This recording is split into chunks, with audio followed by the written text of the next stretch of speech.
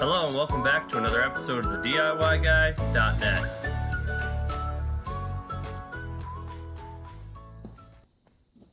Alright, today we're going to show you how to service your portable Generac generator. We're going to be showing you on the XG series here. The difference between this one and the other series that Generac has is that this particular one uses a pressurized oil system and actually has a spin-on automotive type filter to filter the oil. So we're going to be running through changing your oil, changing the inline fuel filter, the air filter, and the spark plug. So we're going to run Generac SE30 oil because we are in the 40 degree to 70 degree weather here.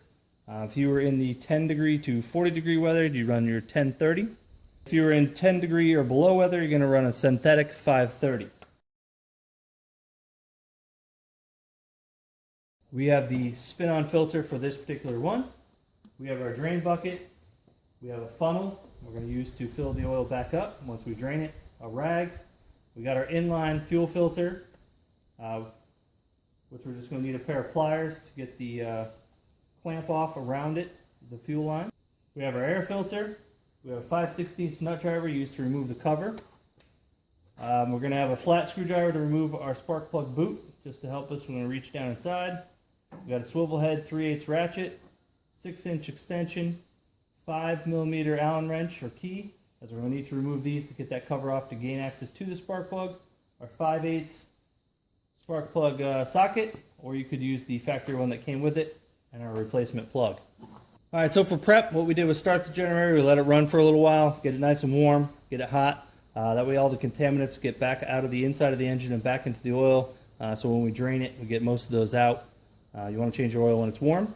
Then what we did was shut the gas valve off, let the generator run out of gas, as we're going to change that inline fuel filter, so we want to get as much gas as we can out of those lines. So we're going to start with the oil first, get that done as the engine is still warm. Then we'll go ahead and switch over, probably do the air filter on this side, the inline fuel filter, then remove this cover and do the spark plug last. Alright, so we'll get our drain bucket, slide it underneath the drain, we'll unthread that out.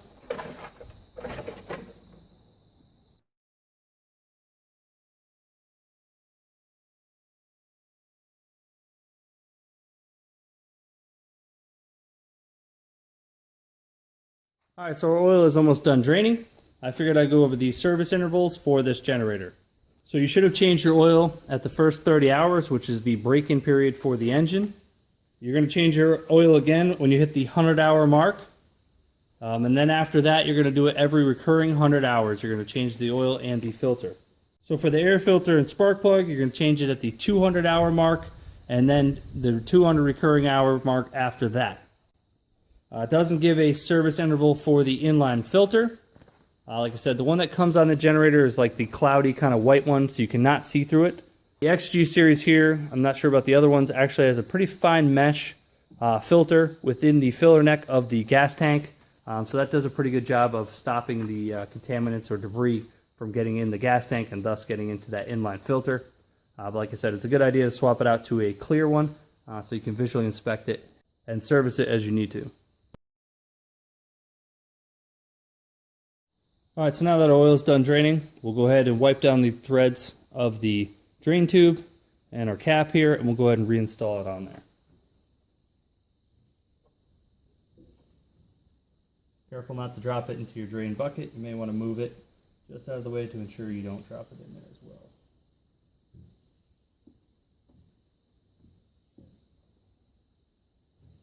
Alright, now that we got our cap on for our oil drain tube, we're going to go ahead and slide our pan underneath our filter. Now for this, when you crack this loose, you're going to get oil on here. So I like to cut a piece of cardboard, put it on there as kind of a funnel to funnel it towards our drain bucket so we don't get the frame of the generator all nasty and oily. Alright, so we just got a square piece of cardboard, probably a 6x6. We're just going to tuck it up under the filter, kind of against the frame. Like I said, it's just going to act as a trough, or kind of funnel that oil away from the frame and into our drain bucket. I'll give you a little close-up to show you how we did it. So we just tucked it under the silver part of the engine there, just resting above on our drain. Kind of crimpled it in here right against the frame so it can't move. Then we go ahead and open the filter. The oil should hit that cardboard and go right into our bucket and not get the frame of the generator dirty. or oily.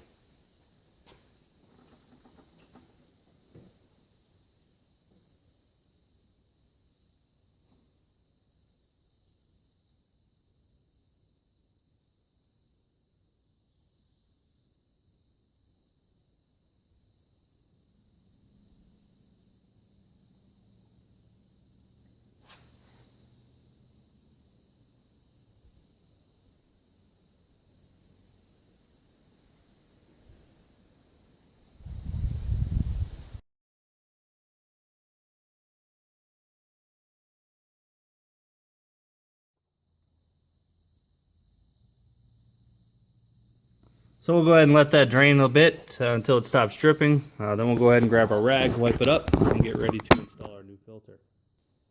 Alright, so now that it's pretty much done draining, we'll grab a rag, we'll go ahead and wipe down the mating surface where the oil filter is going to seal up to the engine. We'll go ahead and remove that cardboard and our drain bucket, set that aside. Make sure that we recycle the oil properly. Alright, so now that we got our mating surface cleaned up, we can go ahead and grab our new filter. This is the OEM one here. There's an oil filter number 070185D. So we'll go ahead and remove the cover here.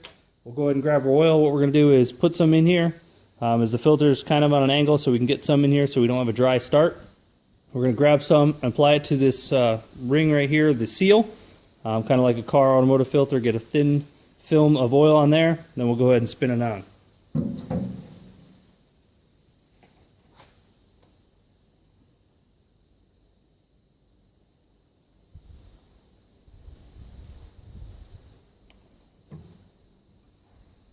So like I said, we'll just dab our finger in the oil. Whether you want to use gloves or not is up to you. We'll get a thin film right around the seal here, so it'll mate up and seal up to the block half. As you can see, we got a couple ounces in there. Not enough when we tip it that angle and screw it on that it's going to come out, but just to put some in there so it's not getting a dry start. So what you're going to do is thread it up until the gasket makes contact and go 3/4 of a turn to 1 turn to tighten it up and snug it up on there. Alright, so now that we have our filter on and tight, I'm going to go ahead and spin this generator around so we can go to the other side where the oil fill is located, and we can fill it back up with oil. Alright, so I spun the generator around. Right here next to the tire, this orange little cap right here is your oil fill. You want to make sure that area is clean with no dirt or debris there. As when you remove the cap, you don't want it falling inside your engine. Although this one should get into the oil filter. So right here on the cap actually gives you your specified oil level. Let's see if I can get it to focus here. So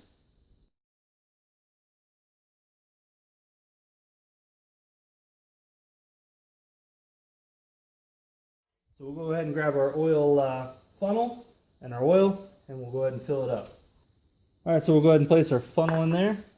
You want to make sure you don't have it in nice and tight, that way the air can escape. We'll go ahead and fill it up to the bottom of the threads.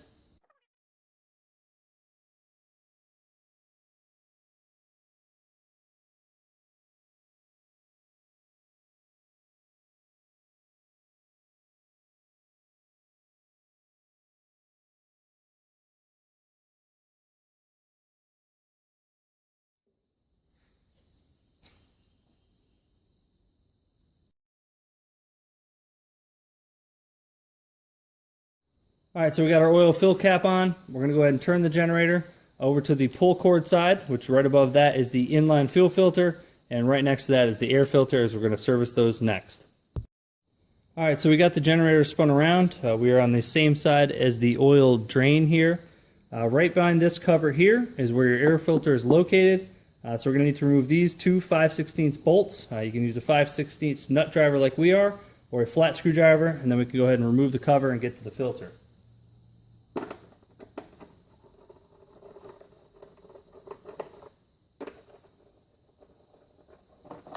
Sometimes the filter does come out with the cover. As you can see, this one's not too bad, but we're still going to change it anyway. You also want to clean out your filter housing. As you can see, we got a lot of dirt here right next to the inlet. So we're going to go ahead and take our rag and wipe that off. Same thing with our cover. It's got some dirt in it as well, so we want to make sure that's all nice and clean. Then we'll go ahead and put it back together with the new filter.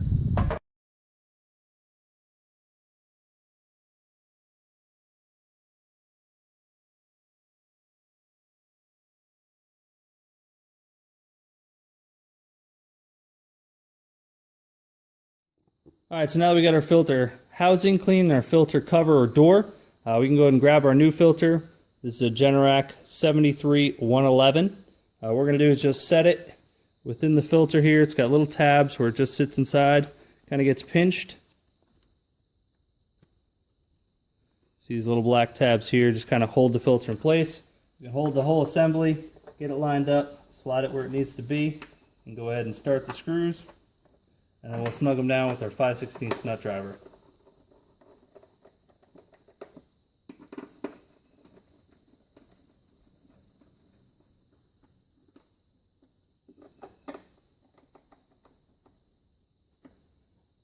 Alright, so now that we got the air filter door reassembled and on there and snugged and tight, right here is our inline fuel filter, right here above our pull cord.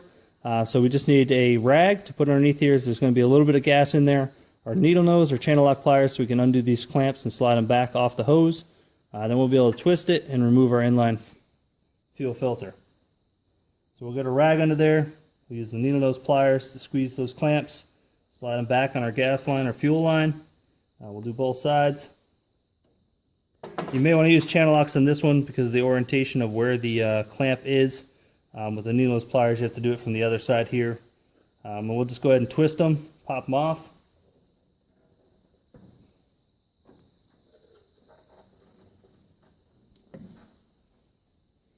So this one is an OEM one. Not sure if the camera can pick that up. Right here on the bottom it says made in the USA. So like I said, you can't see through these the way they are. I mean, you can see a little bit of junk on the bottom here. Must have been the bottom, how it's darker. But it's not a clear one, so you can't really tell how dirty it is or when it needs to be serviced. You're kind of just guessing.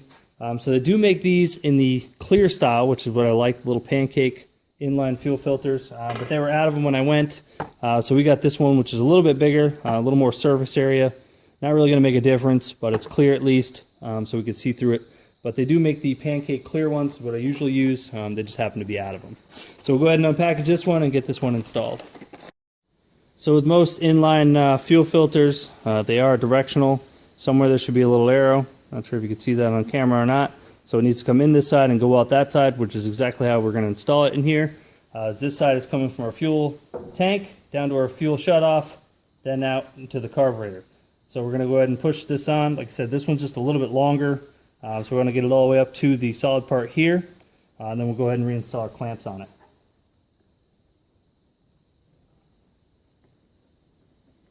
Make sure it's pushed up nice and tight.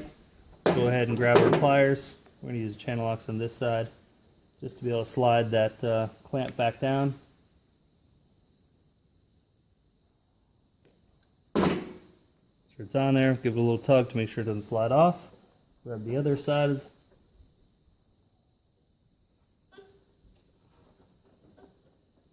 This side we have room, so we can use the needle nose pliers.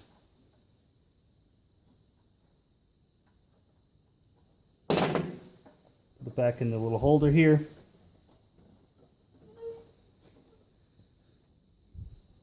Alright, so that's it for replacing the fuel filter. We're going to go ahead and turn the gas back on. Let it fill up just to ensure we don't have any leaks. Next we can go ahead and turn the gas valve on. As you should see it fill up. Alright, so you can see our gas line is right there, about 3/4 full of the filter. Each side is not leaking yet, so we're good. So we're going to go ahead and spin this one more time to get to the spark plug side, which is the same side as the oil filter is located on. Alright, so we got the generator spun around. Right there is our oil filter. Right here is the head for the engine for the generator. What we need to do is grab our 3/8 ratchet or 5mm Allen key or hex and go ahead and remove these 4 bolts so we can get this cover off and gain access to where the spark plug is located.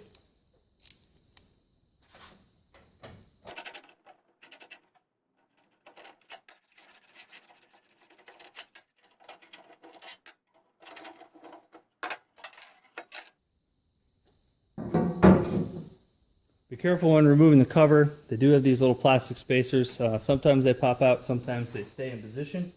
There should be 4 of them.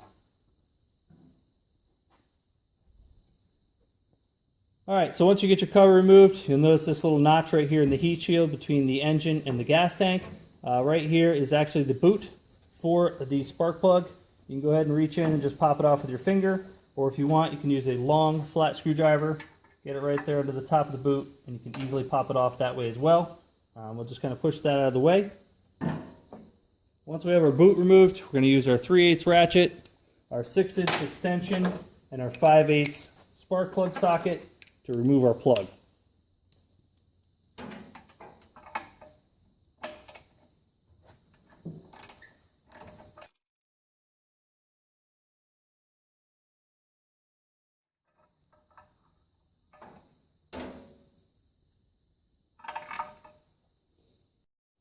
Alright, so we have our old spark plug removed. Now we can go ahead and grab our new one. Generac recommends a Champion RC14YC plug. Not sure if you can see it. Get it to soak it's in there. What you want to do is properly gap your spark plug. I believe the manual calls for a 0.030 of an inch. So once we get it properly gapped with the spark plug gap, we can go ahead and install it back into the engine.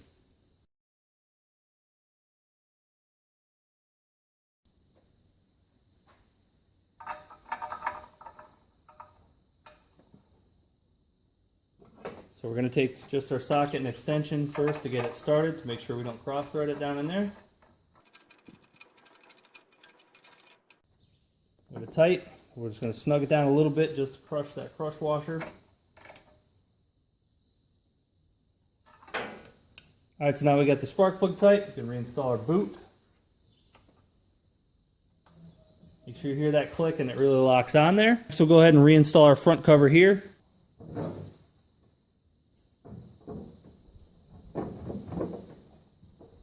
Make sure it's under the gas tank and our holes line up.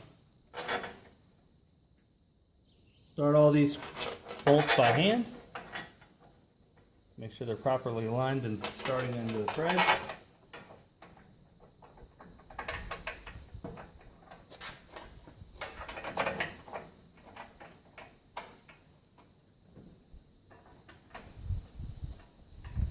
Once we have them all started by hand, we can go and grab our 3/8 ratchet and our 5mm Allen wrench and go ahead and snug them down.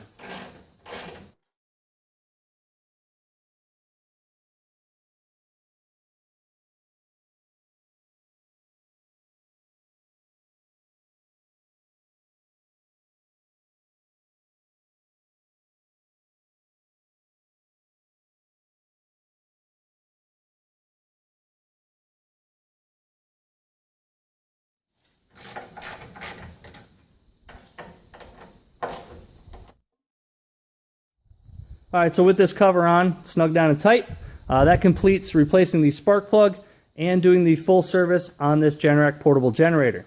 As we did the oil change and the oil filter, we did the air filter, we did the inline fuel filter, and we just completed replacing the spark plug. Alright, so now we'll come back on the other side of the generator to our hour meter. We need to reset our oil life, reset our service air filter, and reset the change plug. So we're going to get on our oil. We're going to hold this in for like 10 seconds.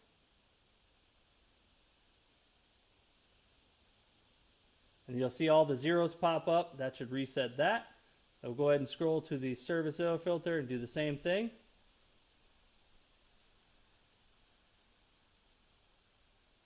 All the zeros pop up on that as well.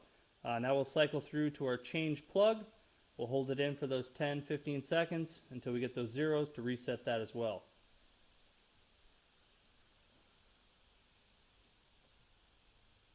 And then we'll cycle back to the hours on the generator. So now that we reset the service intervals, it should pop up and alerting us what the next service we need to perform and at that hour. It's a good idea to keep a notebook or a log of past service done to it and what you did. Also to write down what the next thing is at the next hour. That way you can have those parts on hand so you don't miss your service interval. Alright, so the only thing left to do with this generator is get it down off the back of the mule here, get it onto a level surface. We're going to start the generator for a little bit. We're going to pressurize the oil system, fill up that oil filter. We'll let it sit for a minute after we shut it off. We'll recheck our oil level to make sure we're at the bottom of those threads. If you didn't change your oil filter with this oil change, you'd be 1.2 quarts, I believe. And if you did do the oil filter like we did, you'd be 1.5 quarts of oil needed to get you to the bottom of the threads within our filler tube. So after we do that, we're also going to check around our oil filter and our drain tube to make sure we have no oil leaks. We're also going to re-inspect our inline fuel filter to make sure we have no fuel leaks around that as well. So that's it. We just showed you how to perform a complete service on a portable Generac generator. It's been on the XG7000E. Don't forget to click the link in the description, which will take you to our website for a full write-up. You can also click that subscribe button in the middle. On the right, we have a recommended video just for you. And on the left, you'll find our recent upload. Thanks for watching another episode of the DIYguy.net.